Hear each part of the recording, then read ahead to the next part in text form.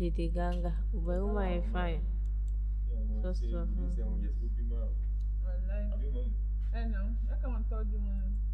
Ó ṣe wàhálà papọ̀ lẹ́ẹ̀kan náà. Ẹ̀gbọ́n náà ni wọ́n máa ṣe shift. Mo ní shift at night. Your life. Life. Your life.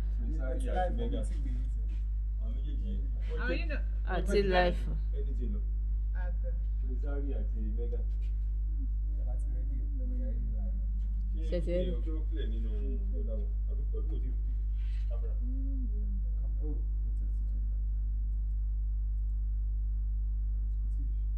Mo ṣẹ̀ṣẹ̀ ní ìwẹ̀ tẹ́lẹ̀.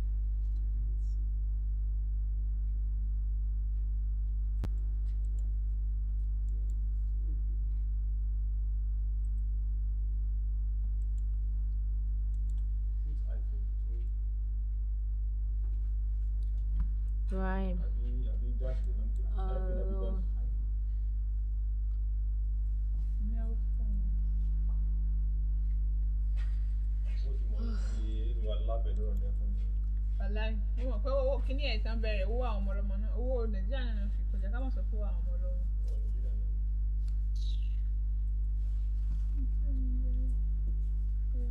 You that make me come to you. Ẹ mọ̀ pé last week ẹ̀yin lẹ wà on duty. Ẹ̀yin lẹ wà on duty níjọ́ Wednesday. Ẹ mọ̀ pé bá a ṣe ẹ̀dọ́ Adonsun ẹ̀dọ́ Your náà. number you know used to go through. You know, Last supper week. This kind of supper week. Last supper week I'm done I came She's now not online. Wednesday. Ẹ̀dẹ̀ one Friday. But àtijọ́ ẹ̀yin lẹ ní ká mọ̀ ṣe báyẹn. Last supper week I came on Wednesday. One Friday. Ẹni ẹ̀ like it. So last week ẹ̀yin lẹ wá ẹni ẹ̀ máa wá Wednesday. Mi ló yẹ kí one Friday mi padà one Friday yẹn. Bẹ́ẹ̀ ní kájọ máa pín nìyẹn náà. Your phone number, give me your phone number that you speak. Fóònù mi ti kú láàárọ̀ yìí, mi gan mọ̀ pé ó ti kú. But last week Saturday yẹn, mo sọ fún yín, mo tún ní Saturday. Njọ́ Wednesday last week, ẹ̀yin lẹ wà ní duty Wednesday tí mo fi sọ fún yín pé when you even say double kíní kan fún mi sí duty kí mo fẹ́ wá ṣe pé Friday ni màá wá. Ọjọ́ Friday yẹn gan mi padà tó wá mọ́ gan. Òní ìnísìn mi ló yẹ kí n wá níjọ́ Wednesday. Ẹ̀yin ló yẹ kí ẹ wá Friday àfìgbà tí mo rí yín láàárọ̀. Báwo ni kí ni ìsìn? Garden play lo. Ele nìkan ló wà mẹ́. How many minutes ago? Ẹ wọ́n pé jọ Tuesday gan mo pè yín pé Ṣẹ́jọ́ ń rò Ní ní test mic lẹ́kan mo ti wọ́n mic.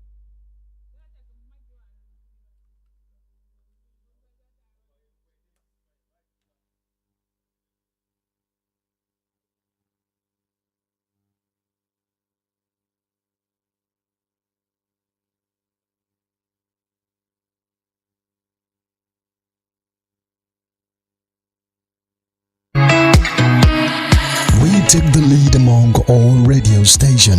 Emirate Radio, the station of your choice.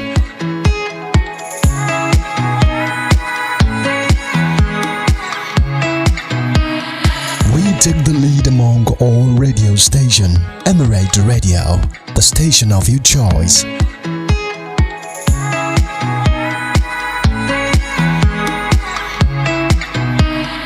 We take the lead among all radio station. Emirate Radio, the station of your choice.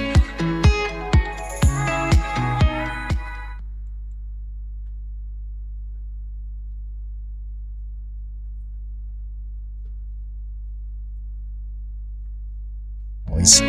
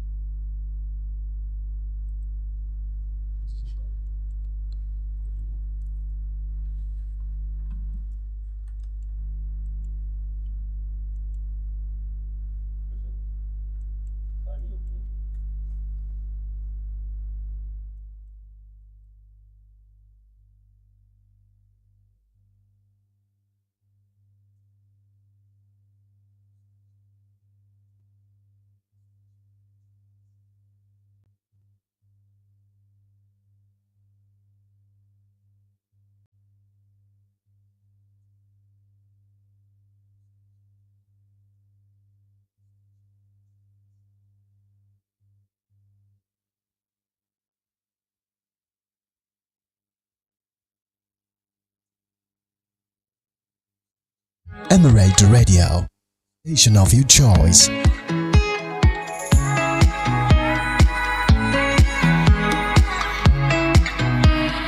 We take the lead among all. Good morning. Welcome to today's newspaper review on Emirate Radio. We are located behind Federal Ministry of Environment of Ojeba Road, Ilorin, Kwara State, Nigeria. I am Misturah Issa. I'm with me. On today's newspaper, we'll be looking at the Punch newspaper, Daily Post newspaper, The Nation newspaper.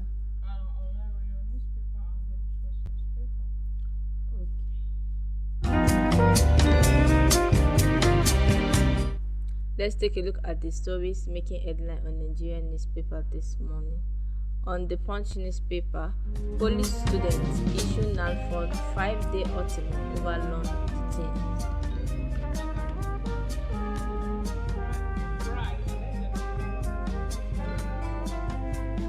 On Daily Post newspaper, Nnamdi Kanu's family kicked against alleged media misrepresentation of court proceedings. On the Vanguard newspaper this morning will accommodate Konkoso when he decides to join us, says Ganduje. On Punch newspaper, UTM mass failure, prove anti-malpractice measures working, says minister. Still on the Vanguard newspaper this morning, Atiku supports women. I am not leaving PDP. On the Guardian newspaper, EFCC grants social media influencer say administrative bail. Still on the Vanguard newspaper this morning, landlord's son kills tenants in Ondo. On Daily Post newspaper, Benue government vow to secure states. Right, still on the Daily Post newspaper this morning, Army arrests suspected terrorist collaborators in Colombia. On the Nation newspaper, I will reduce youth unemployment in Ojokoro, says APC's chairmanship aspirant. Still on the Daily Post newspaper this morning, Tinubu may attempt third term. Lawyer laments alleged crackdown on opposition voice. On Daily Post newspaper, no going back on CBT for WAEC, NECO, Nigerian government. And on our Laura newspaper this morning, pregnant women get free delivery kits in Kwara.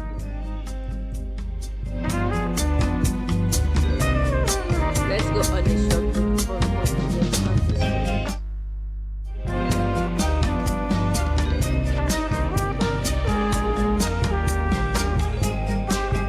Okay, welcome back. On the Punch newspaper, police students issue NALFOD 5-day ultimatum over loan details.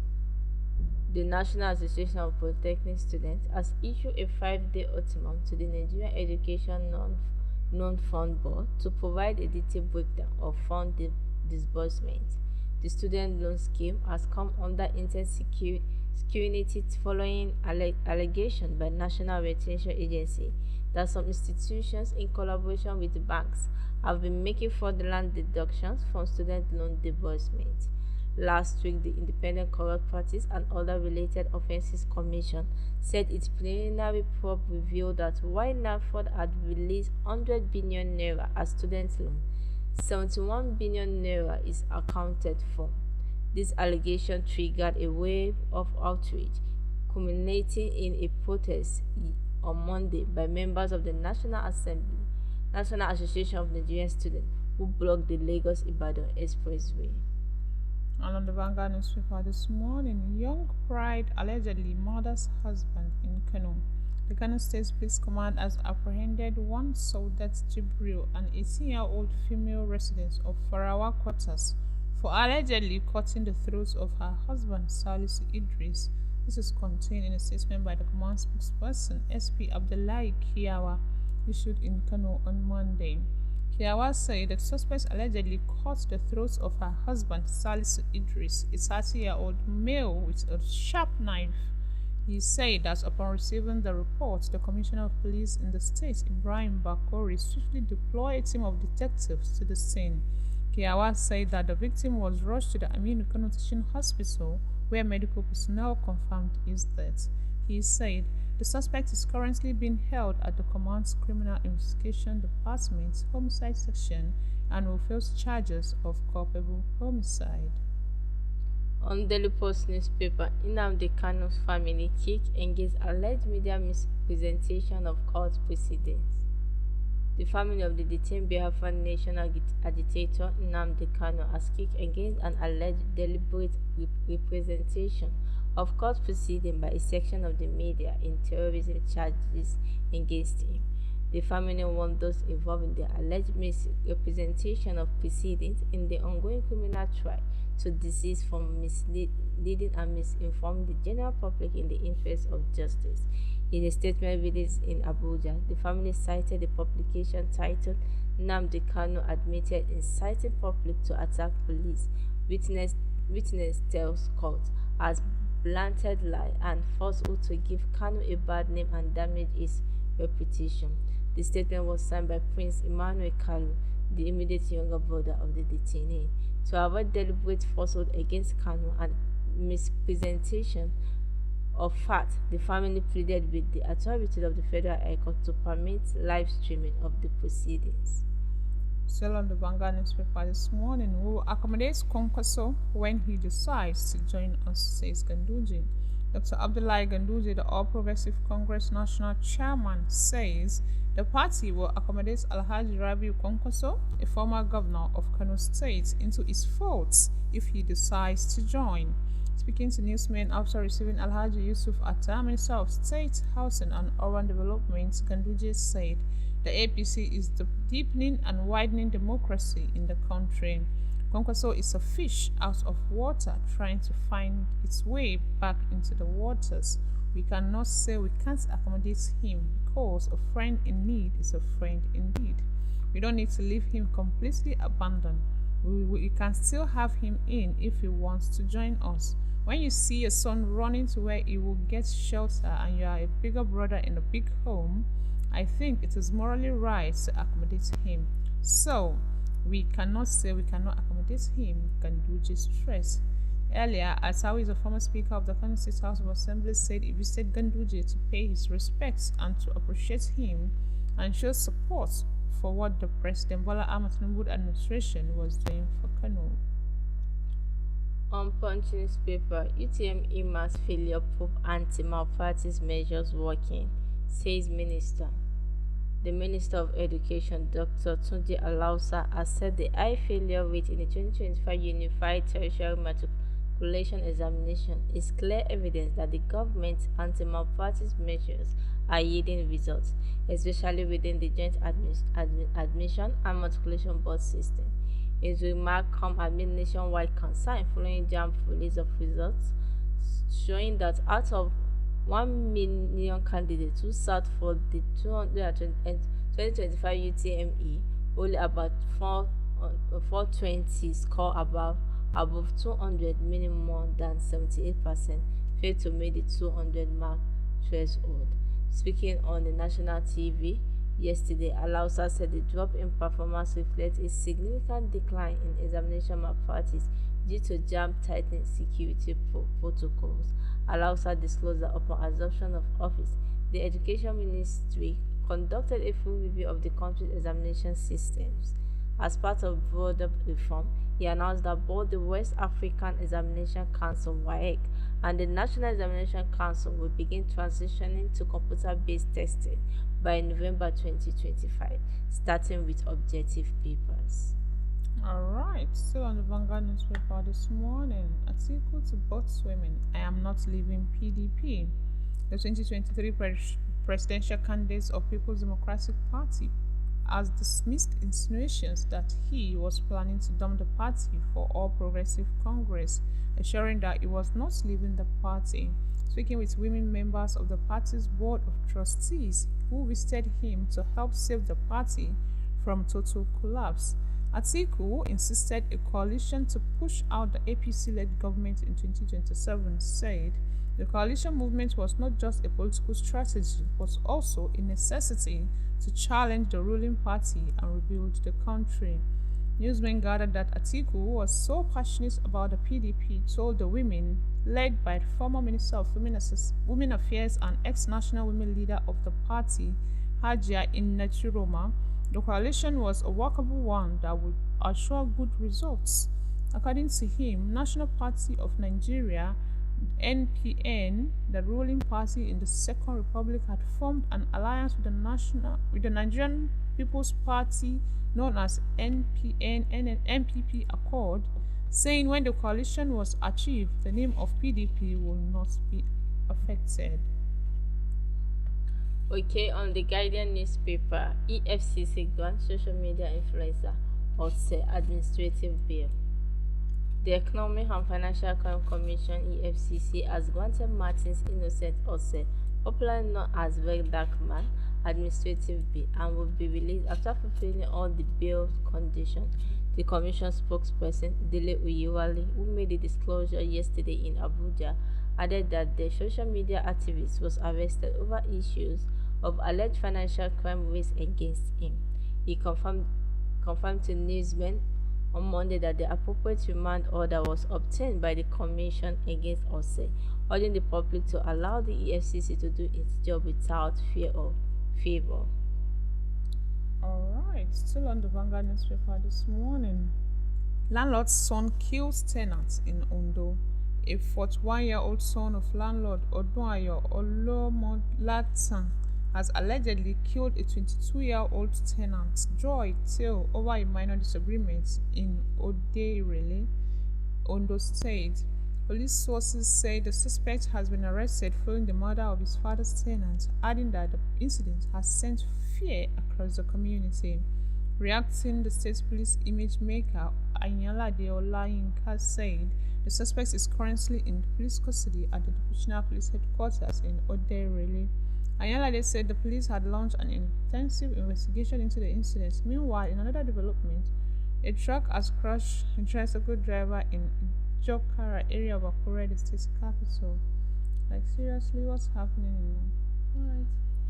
Okay, on Daily Post newspaper, Benue government vowed to secure state. Benue state government has reaffirmed its commitment to securing the state from the prevalent viral killings by suspected Fulani herdsmen. This was disclosed by the Deputy Governor, Barrister Sam Ode, on behalf of the governor when he received a delegation from Christian Association of Nigeria (CAN) at the government house in Makurdi. Led by CAN National Vice President Reverend Stephen Panya Baba, the delegation offered condolences following the recent tragic killings of innocent citizens. Barrister Ode, on behalf of the governor, expressed deep gratitude for CAN visit, acknowledging its significance during this challenging time. He delivered a strong message of assurance to the CAN delegation. Ode emphasized the ongoing collaboration between the Benue State and the federal authorities to combat the attack, stating that concrete measures have been put in place to avert further occurrences. Alright, on the Daily Post as well, Tinubu may attempt third term. Lawyer laments alleged crackdown on opposition voices. Activist lawyer Deji Adeyanju has accused President Bola Ahmed Tinubu's led administration of crackdown on opposition voices ahead of his re-election bid.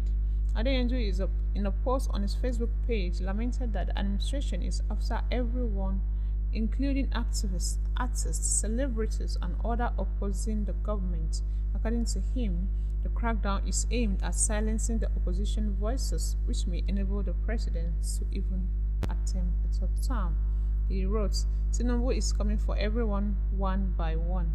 Activists, artists, celebrities, etc., but clowns who love praising politicians every 4 years still think it's all games and jokes.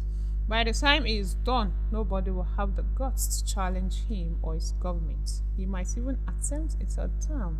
There are reports alleging that the arrest of Martins Issa, widely known as the Very Dark Man, and other activists were politically motivated.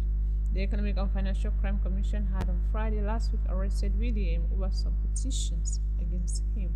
Although the anti-graft agency failed to mention the petitioners, it has been alleged that some political bigwigs may be behind the activists' arrest and detention. What? Also on the Nation newspaper, I reduce youth unemployment in Ojoko, says APC chairmanship aspirant. A chairmanship aspirant in Ojoko Local Council Development Area of Lagos State, Ajibola Suleiman Laminde, has promised to reduce unemployment, especially among youth in the council area, if given the chance by the leadership of the All Progressive Congress (APC). Lawinde, a public servant and the youngest aspirant in race for APC ticket, said his job provision and empowerment for youth and women will provide self-sufficiency for residents of the council area. All right. And on the Daily Trust newspaper this morning, parents expressed disappointment, concerns over low candidates' performance in the UTME. Some parents in Lagos yesterday expressed disappointment and concerns over the low performance of candidates in the recently concluded 2025 Unified Tertiary Matriculation examinations. Some parents who spoke with the News Agency of Nigeria said that the low performance will be attributed to a number of issues. NAN reports that the UTME, organized by Joint Admission and Matriculation Board, had on Monday released a comprehensive statistical breakdown of the 2025 results. According to the board's official figure, total number of 1 million candidates sat for the UTME, with performance across score ranging as follows: 320 and above 4 million, which is 0.24%, and 300 to 390, they have the 0.9%. Like, others are above 300 and above. Like, I feel like this jam, children are big pupils. They are not children, they are pupils. Yes, okay. They intentionally, probably, I don't know if I'm supposed to say that, they intentionally failed those pupils because of the age issues that has been going on. They don't want to, because like these children underage. are studying too now. How would they not score at least 200? Well, there is really mass failure. It's mass, like it's very massive. I don't know, and I'm not liking it, seriously. Well, alright, on the Punch newspaper, Ganduje welcomed Edo Speaker, other PDs with defectors to APC. The national chairman of the All Progressive Congress, Dr. Abdullahi Ganduje, yesterday welcomed a major wave of defection from People's Democratic Party in Edo State, including the Speaker of the State House of Assembly, Blessing Adebako, alongside two other PDP lawmakers, Sonny Ifada, Esan Central Constituency, and Yekini Idaye, Akoko Edo 1 Constituency, formerly defected to the APC, boosting the party's strength in the 24-member assembly to 18 seats, while the PDP now hold just 6. The defection event, which took place in Benin, also saw several PDP stalwarts and grassroots leaders to cross over the ruling party. People are just going for the ruling because they say that APC is the winning party now. They need power. I feel like some of those people that are just crossing over to APC, I feel like they are just there to go and observe what's happening, then they go back to PDP and go and. For me, what I think that there's some benefits that they will derive from there. Yeah, I think someone accused that they are actually being given money. That's why they're all just trooping to APC, because it doesn't just make sense the way they're just trooping in like that. Anyway, it's politics. Nothing makes sense in politics. All right, away from that, I'm still on the Daily Trust newspaper this morning. 11 weeks after, Osun LGs remain short. Local government administration in Osun State has remained paralyzed for 11 consecutive weeks as the leadership tussle between the state's two major political parties, the People's Democratic Party and the All Progressive Congress, continues to deepen. What began as a court battle over the legality of the local government election has spiraled into a full-blown political deadlock, bringing governors to the grassroots to a halt and denying citizens access to essential public services. The deadlock had recently led to calls for a declaration of a state of emergency to restore order. But how did it all start and got to this point? The conflict stemmed from the controversial local government election conducted on 15 October 2022 after the governor Adegboyega Oyetola of the APC, now Minister of Marine and Blue Economy, had lost the re-election bid. The election produced a full slate of APC chairman and councillors. However, on November 25th, 2022, the Federal High Court in Osogbo nullified the exercise, declaring it unlawful. The sacked APC officials challenged the ruling and secured a favorable judgment from the Court of Appeal in Akure, which overturned the Federal High Court's decision. Alright, still on Daily Post newspaper, Nigeria now drafting to one-party state. Nasarawa State Governor Abdullahi Sule has dismissed mounting speculation that Nigeria may be drifting toward a one-party state, asserting that the ruling of Progressive Congress (APC) is merely gaining momentum due to its performance and reform-driven leadership under President Bola Ahmed Tinubu. Speaking to newsmen at the State House following a meeting with the President, Governor Sule emphasized that dominance by a single political party does not equate to the demise of political pluralism. Sule acknowledged that the APC going appeal across the country, attributing it to tangible reform implemented by President Tinubu in various sectors, particularly the economy and agriculture. He contended that Nigerians returning to APC or defecting from opposition parties were doing so not under political pressure, but because they were inspired by the administration policy and accomplishment. Are they really inspired by the administration Or policy? they are being inspired by what they are getting. Oh.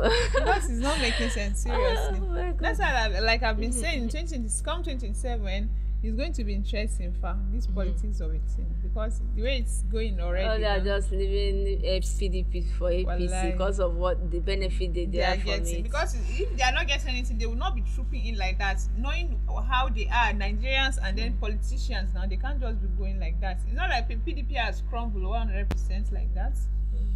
All right, on the online royal newspaper this morning, pregnant women get free delivery kits in Kwara.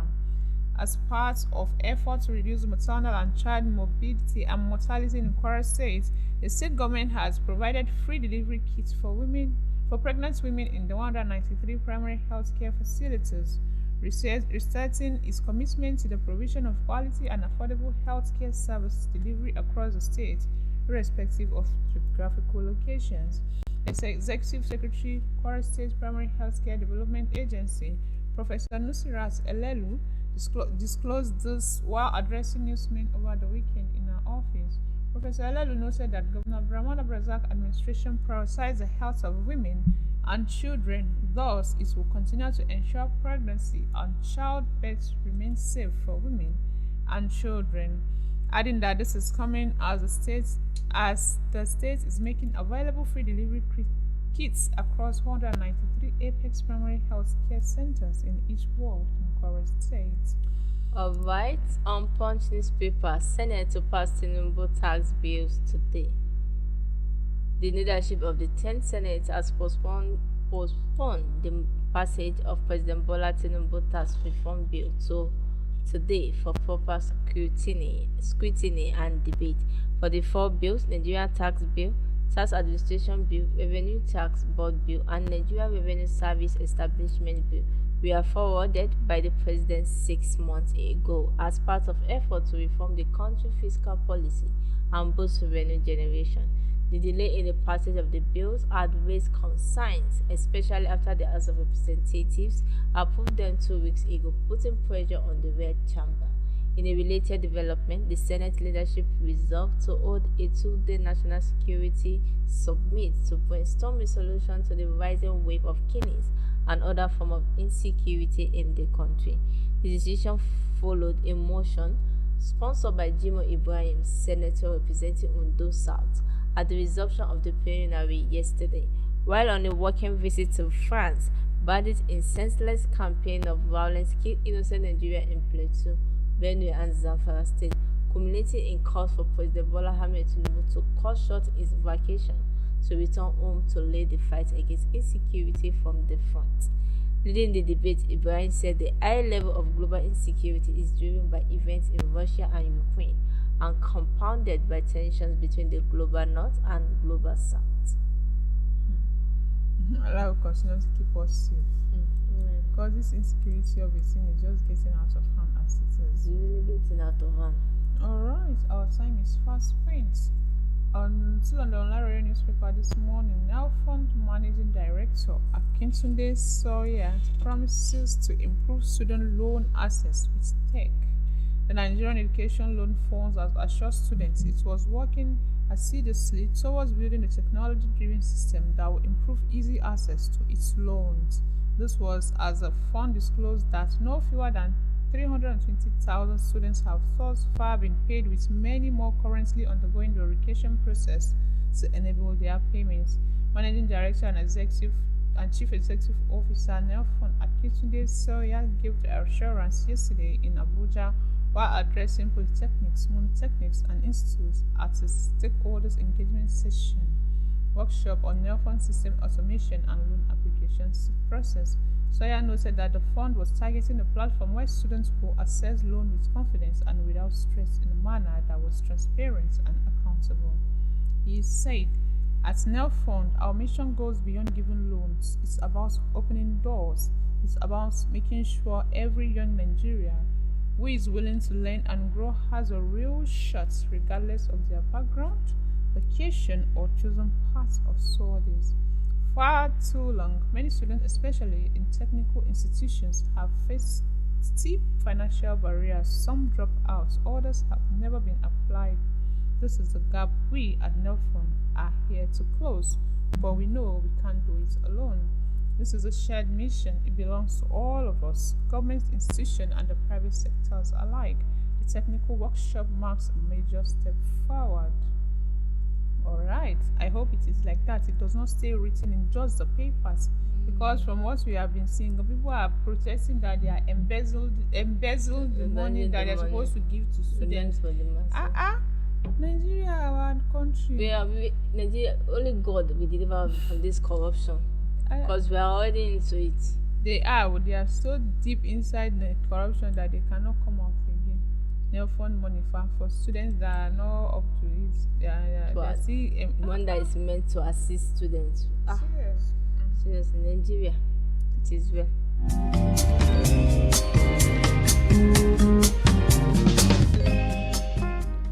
Okay, that ends today's newspaper review on Emirate Radio. For more in-depth of the story, you can check on our page, Royal News, and also for more details, you can check on the newspapers. Once again, I am Misturah Issa and I am Latifa Ibrahim. Have a good day. Thanks for listening.